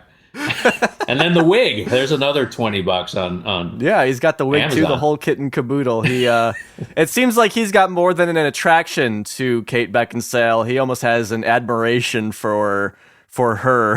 He wants to be her a little bit. Yeah, the lines were kind of confused. This is who I am. I think the lines were a little blurred. So that's it. 2.5 Star Wars out of 5. Oh, a kitty cat. Yeah, it's time to eat, I think. Oh, well, don't worry, kitty cat. We're almost done here. Bob, thoughts about this one before we head out? Yeah, in general terms, this season 5 and 6, we were really getting momentum going. And so the ideas were millions of ideas. We were doing things like real camera pans, putting some little. Eventually, I started using some 3D models, but this was before then. So this was the last of the analog type hand done stuff. Yeah, and we were really hitting our stride right at this. So this is. You can see how this episode goes everywhere. It references 150 pop culture things. So yes. I think creatively, Matt and Dave were at the top of their game, and I think everyone was really. We had a assembly line process. We were getting more efficient, and so at this time period, it was really fun. We were really chugging along. Sure, yeah. And sometimes I look back, and I might have not seen the episode. We see so many edit cuts as we're working on it. We actually don't see the finished thing on television sometimes. Right. And like you say, it didn't make the script. You go, hey, what happened to that or where'd that go? Yeah. But all in all, anything with music in it or musical instruments was fun to do, Oh yeah. Yeah, By the way, you're getting pretty good on the guitar, brother. Thank you. I appreciate that. You've been practicing, man. I've been practicing, yeah. Which for me always makes seeing those instruments and things like that even more exciting. Right. And one of the reasons why I've always loved Aqua Teen was because of that musical representation in the show in a much more realistic way than other shows would have done. But Bob, it's been about 3 years. Where does the time go since you've been on the podcast? Is what that have you been right? up to? Yeah. Holy what have you been moly. up to? Anything exciting you can tell us about that you might have coming down the pipe? I'm working on some clothing lines. I did some concept work for some Web3 gaming stuff, little stuff here and there. Occasionally I get little requests to help with television or commercials, doing storyboards and stuff like that. But working on launching apparel lines and digital art and everything else, online commerce-y kind of thing. Yeah. And I'll certainly send you a couple of these shirts that are around the corner. Yeah, we need some Sugar Bear Entertainment shirts. And I just thought, like, if they do another episode of or more seasons of Aqua Teen, I need to tell Matt and Dave, do an episode about that. I want to see who's running Sugar Bear Entertainment. I think that'd be a fun one. I was just thinking today, speaking of that, yeah, I was thinking of what if we do a fan fiction thing like the origin of Dr. Weird or Dewey or Meatwad, Dewey or Vanessa Meatwad's dolls. And I'll do the first paragraph on social media, and then everybody just takes it from there. It just becomes a long-running fan fiction thing. Yeah. I don't know how we parse it out to take the paragraph everyone loves that someone wrote and then everyone jumped from there. I don't know how we would do that, but wouldn't it be cool to have, like we were talking about fanfic for Star Wars? I think our audience would be easily 10 times of what Star Wars was. Oh yeah. But I think there's a lot of fan fiction for all of these sci-fi franchises. What if there's a little Aqua Teen fan fiction? It'd just be fun. Just a few people writing in. You'll be delighted to know, Bob, there is. I've seen fans of Aqua Teen doing their own fan fictions. In fact, there's a listener of the show who sent me theirs. I haven't gotten around to reading it yet, so I'll have to. I just remembered now. I got to check that out and respond to that. Oh, what is it? I don't know. I haven't seen it yet, but I'll send it to you, Bob. I'll send you what they wrote. I haven't seen it yet. Oh, maybe we can use that to start her off and get it on social media. There you go. And, yeah. Oh, interesting. Yeah. But, the show's gone, but who says it can't live on in... you could read it and not even have ever watched the show and just have this origin of an apple that turned into a doll, You don't even, Not only with the show living on with fan fiction, but I don't know if you've seen, Bob, around Christmas time, there was a fan who did an animation to one of like the Aqua Teen Christmas songs. And I swear it looks like it could have been from the show. This guy did such a good job on this. People were freaking out when I shared it because it's like, at first you think it's official. You're like, is this a new Aqua? And it may as well be a new Aqua Teen thing because they just took assets that you guys made for the most part and animated them to something that Dave made, So it was so cool. I'll have to look that up. And I think you promoted at one time, I saw in a link, there were several animators that all did their styles for one episode. That was amazing. That was shout out to Zeus, who listened to the show and supported the show. Zeus, she put that together. Got all these animators to come together and do this. It's like there's so much love for this. Some of those styles it would be cool to see a whole episode in that style. Oh, I know. And Bob, I look forward to seeing you contribute to this ecosystem of new Aqua Teen stuff with whatever merchandise you come out with. I mean, hopefully it's okay if I say I was trying to keep this under wraps, but it's been a few years that you sent me this amazing Two Wicked shirt that I wear all the time, that I'm like, oh, like this has got to be out there because fans would love it. I mean, you mentioned Carl's ID. Like, I've seen people print those and sell those on eBay. We need you to get a cut of that. Supporter of the show, UK No Tamashi, I know wants some autographed merch from you. So, Ronnie, I saw a guy selling laminated Carl driver's license. That's what I'm talking about. He laminates them too, so you can keep it in your wallet and keep it together. You remember somebody made the foreigner belt buckle from that episode, and Dave kind of blackmailed him for 5 or 6, and we won't tell if you send us 5. And so I got one of those, and some guy built the Dr. Weird guitar that I designed. That long neck, like. The octaves didn't seem like they could work, like a bass times 10 times lower. Yeah. Like below the human ear. And, whales like it. They dig the sound. Like elephants can hear it, and then they stampede. They can feel it through their feet on the ground from 20 miles away. But there's I posted a Japanese sculptor had made a Meatwad doll years ago, and little Dewey and Vanessa dolls out of cardboard and stuff. Yeah. And it was like $65. I bought it, and he shipped it from Japan, for God's sake. I looked the guy up, and he's well known, but it's a lot of musicians are friends of the show because they were up late at night, I'm going to guess. And so the fans, the response we get, even the postings that we post still get hundreds or several thousand views or likes or something. It's really amazing.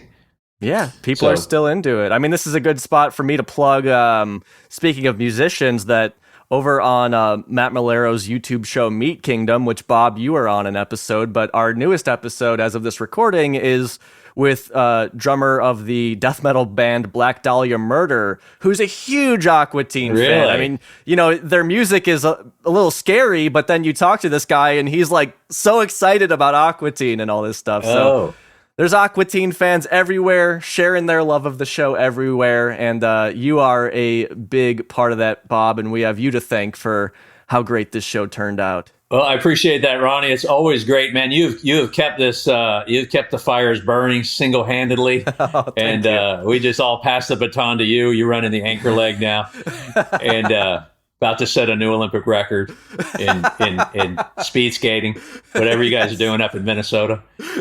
And but it's always a pleasure, man. And we appreciate the work you're doing on the show. And I know it's fun for you. And it's opened up this world where you get to meet people and talk to people and do this. And now you have to buy new cool equipment and toys and stuff. And It's opened up my social life and it's drained my bank account at the same time.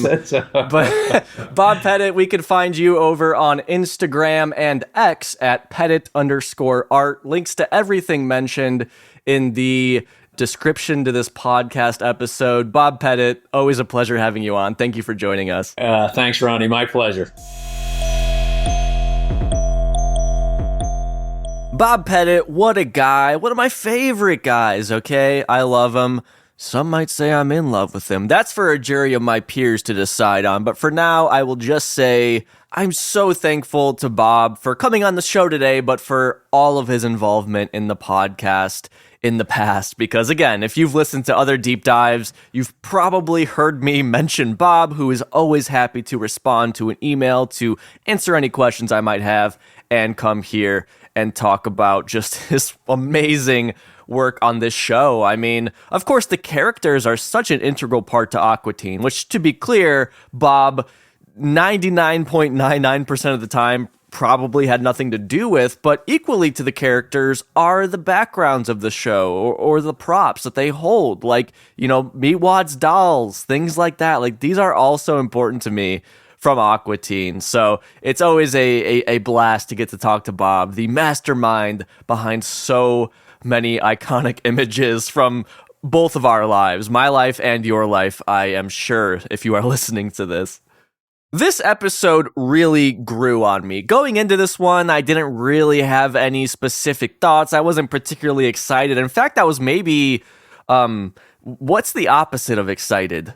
Diarrhea? I don't know. Whatever that was, I was maybe a little bit that going into this one. I'm like, it's just a Star Wars parody. Like, as you could tell, I hadn't really seen this one that many times. But just really paying attention to it and watching it here so many times, I was like, this is a really great episode. This might be my favorite episode of the season so far. This one is just so much fun. And in this typical Matt and Dave way, they do what you think is going to be a trope.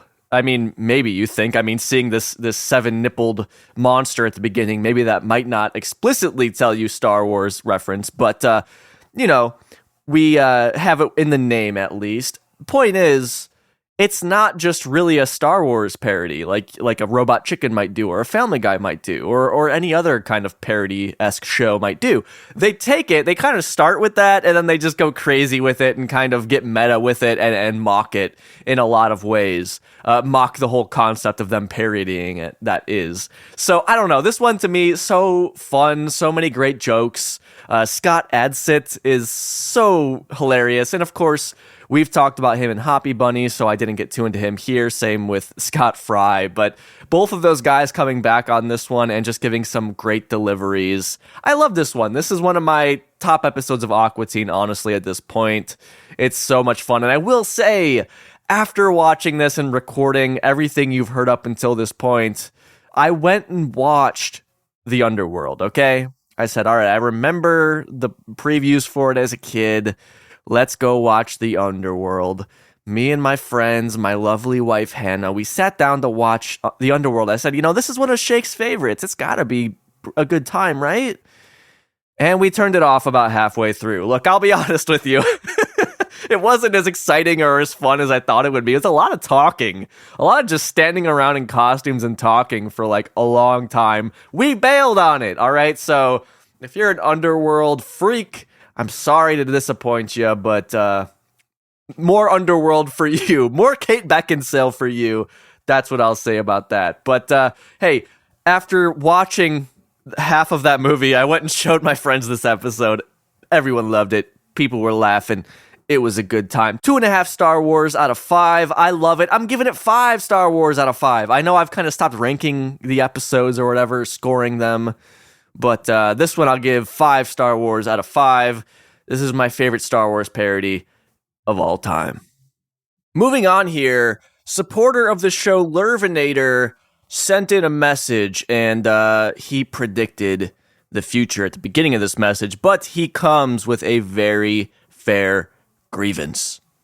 Ronnie, today is January 13th of 2025 when I'm sending this message, and I can't put any money on it, but, at the very least, I would like to believe that you probably will not get to this message until at least a year later. But when you do get to this message and you're able to play it, I would like to share specifically why I hated the name change of Aqua Teen so much. Obviously, as you know, once they hit episode 100, and they go into Aqua Unit Patrol Squad, and then they become Aqua whatever, and Aqua TV Show, and then finally Aqua Teen Hunger Force Forever, whatever it was.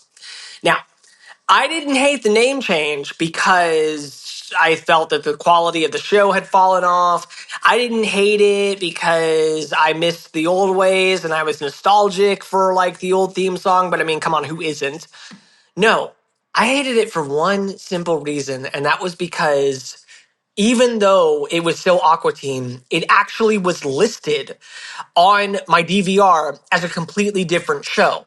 So every time that the new episodes would come on, I had to go in onto my AT&T Uverse, look up the show, and I was like, I gotta do Aqua Teen, whatever. And then finally, I'm able to save it and record it automatically. And that is why I hated the name change for every single season.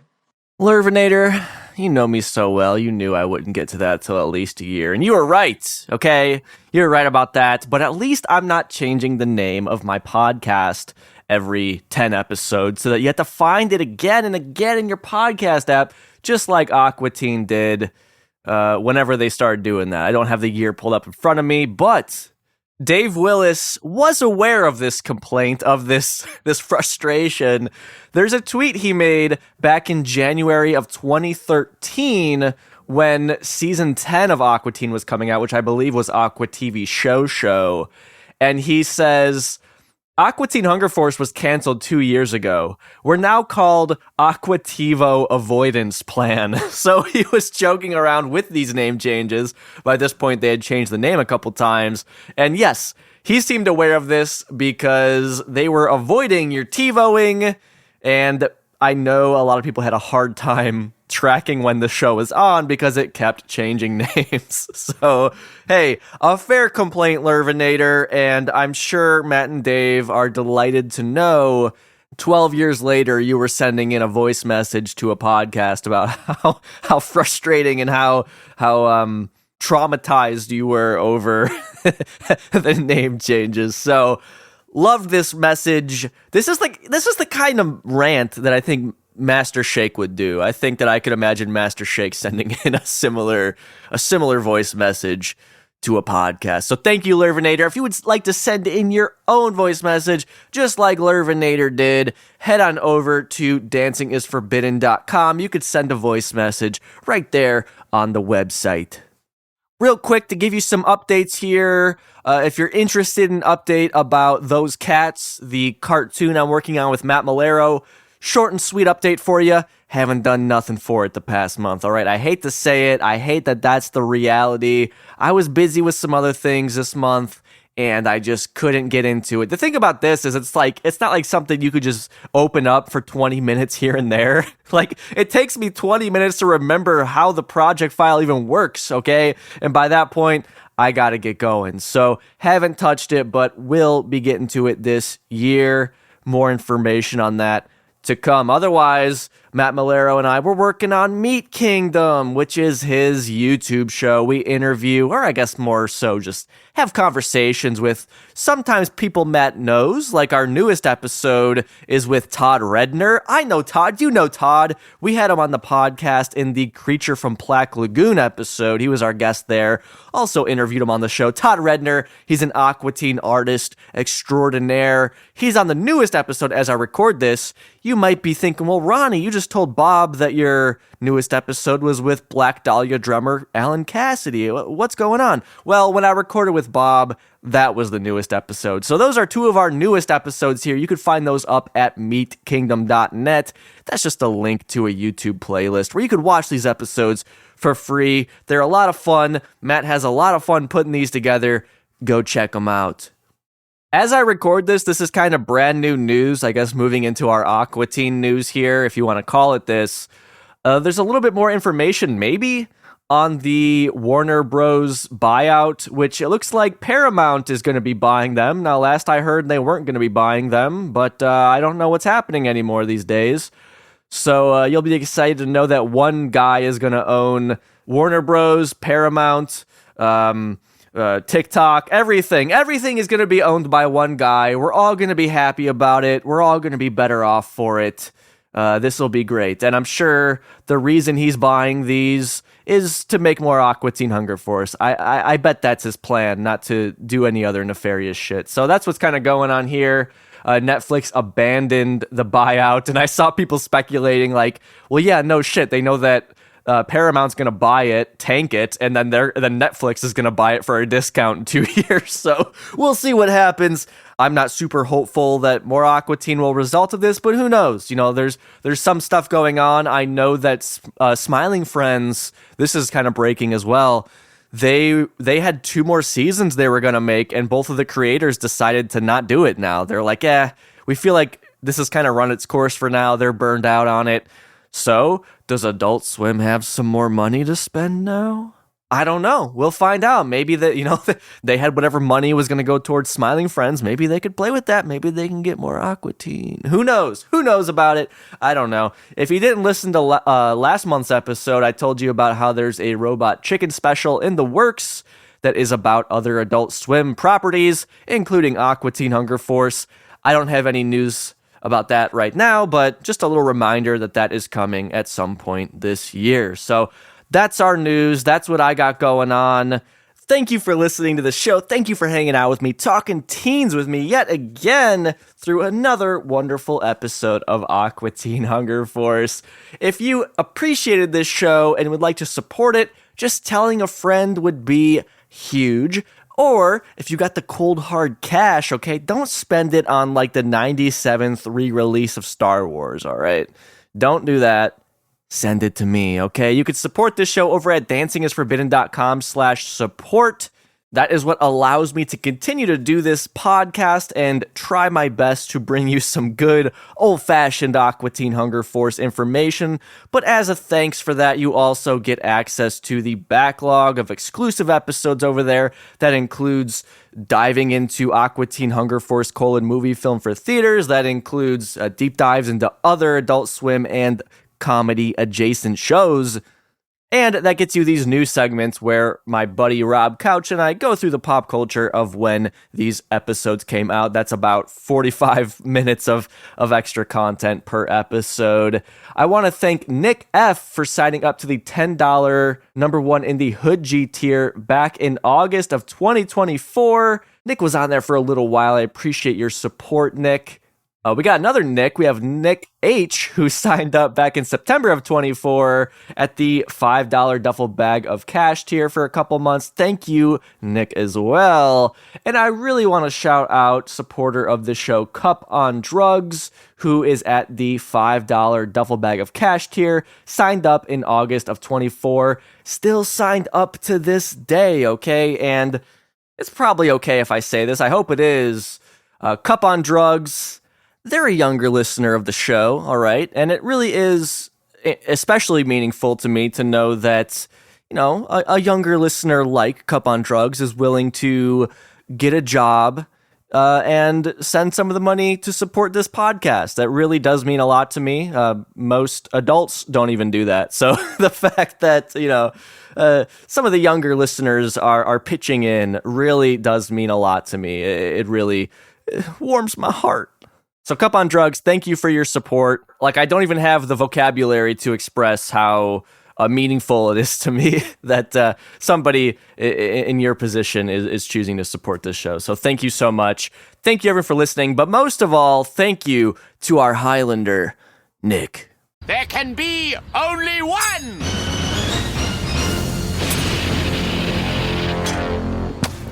There's only one time I'm gonna try and sit through the fucking underworld, just like there's only one Nick. Now, that's a lie, okay? If Nick asked me to watch the underworld again, if he said, Ronnie, it's my favorite movie, you gotta watch it. Please, Ronnie, watch the underworld. Nick, okay, I would watch the underworld again. I would trust your opinion on that. I'd say maybe it gets better. Maybe they do more than just fucking stand around in leather costumes and talk to each other, okay? Maybe there's more.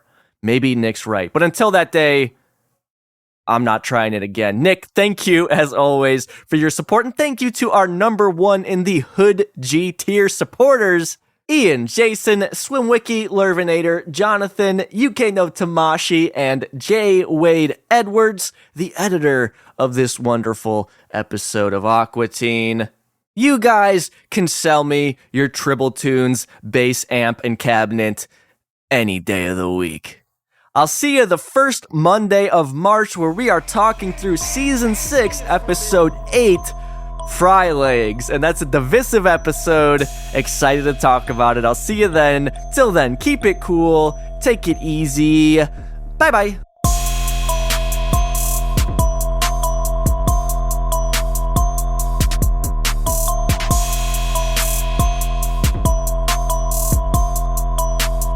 Dancing is forbidden.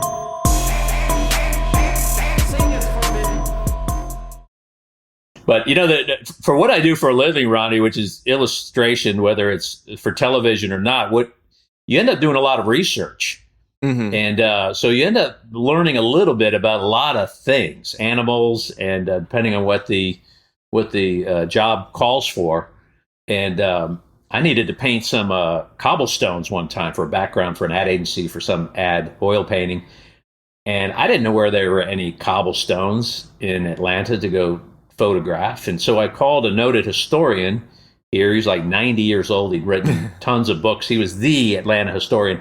The next day he calls me back and he tells me there are two places in Atlanta where cobblestones exist.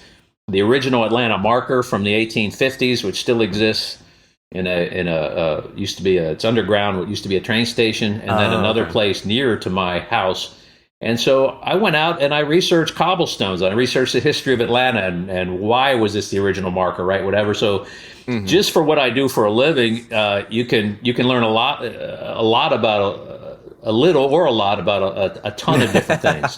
Right. And so as far as pawn shop walls, I got thousands of references and photos and drawings of all kinds of these little things that we could put up on a wall. Or in one episode where, shoot, you're going to know this better than I do. What's the episode where Meatwad dresses up in a plastic space gladiator outfit? The Moonmaster episode in Season 4. Episode. Yeah. And for the amulet he's wearing, I had done some research on little what they call radio lights in the 1930s. Ben-Hur was a popular movie in the late 20s, so someone made like a little brass Ben-Hur. They're only about 6 or 7 inches long, and they always had a green glowing light on them somehow as the family was gathered around the way television is now, listening to their nightly radio shows. Yes. And so radio lights were a huge thing that if you weren't living in that time in the 30s and early 40s, you wouldn't, or late 20s, you wouldn't know they existed. And so that is based on several of these, because I wanted to buy one and buy an old antique radio and put it in my 1928 house to kind of replicate the 1928 vibe in the living room. So I did a bunch of research. So hundreds of things that never see the light of day, you end up researching so I feel I can pick a reference from pretty much anywhere now. It's like it's like there's people with messy desks. They know where everything is. Yeah, I mean, it's one of those great things about Aqua Teen, like to Meatwad's amulet in the Moonmaster episode. When I first saw that, I had no idea what that was. I'm like, what is he holding? Like, what the heck is this? And we see that throughout Aqua Teen, but like, turns out there's this great story behind it. It's this actual real world minutia that I don't typically see in other cartoons. I don't know about what every cartoon is doing, but it's one of those things I appreciate about this show. Well, thanks. I think the Japanese, watching Miyazaki's work and stuff like that, they have a ton of things like that and detailed. Yeah, you are right. You are right. Yeah. But I think as far as American shows, for a long time there, we were the most, we had the most detailed backgrounds of any American animated show in history. Yeah, and I never realized that, Bob, until you mentioned it to me before, and now I can't unsee it because I notice how every other cartoon, especially of Aqua Teen's era, had such a simple background, but Aqua Teen it's like all this information all over the screen. And I think and we've said it before, I think the idea when they approached me to do the art for it is that the absurd idea of anthropomorphic talking food items, they're so absurd, talking to each other, and they live in New Jersey. the more realistic and detailed the backgrounds would be, the more absurd it would, almost like the straight man to a comic, comic team. And it seemed to work. A lot of extra grime and cigarette butts laying everywhere, or stains in the living room for where the toilet has overflown or whatever. All this water damage on the ceiling and stuff. Just the little grit, and we've all lived in these places. We were younger, like right out of college, we all lived in crappy. Landlord might not have fixed a leak or whatever, or I lived in a place with a 1948 refrigerator. Oh, there you go. So, still worked, man. Built like a tank. Stuff was meant to last back then. It was in an A-frame cabin. It was $125 a month outside of Atlanta on a ridge, and it had a wood burning stove, no central heat or air. And one day it got down to 8 degrees in Atlanta, and everything froze in the house except what was in the refrigerator. The toilet bowl froze, their toothpaste, the bleach, olive oil, everything except what was in that 1948 refrigerator. Yeah, well, it also doubled as a bomb shelter too. It was a dual purpose product. Yeah, we could live off the land up on that ridge. Yeah, if anything happens, like a nuclear fallout, go to Bob's house and find that refrigerator, and you'll be set. That A-frame burned down, by the way. Oh no! But the refrigerator was still standing. Yeah, it probably was fine.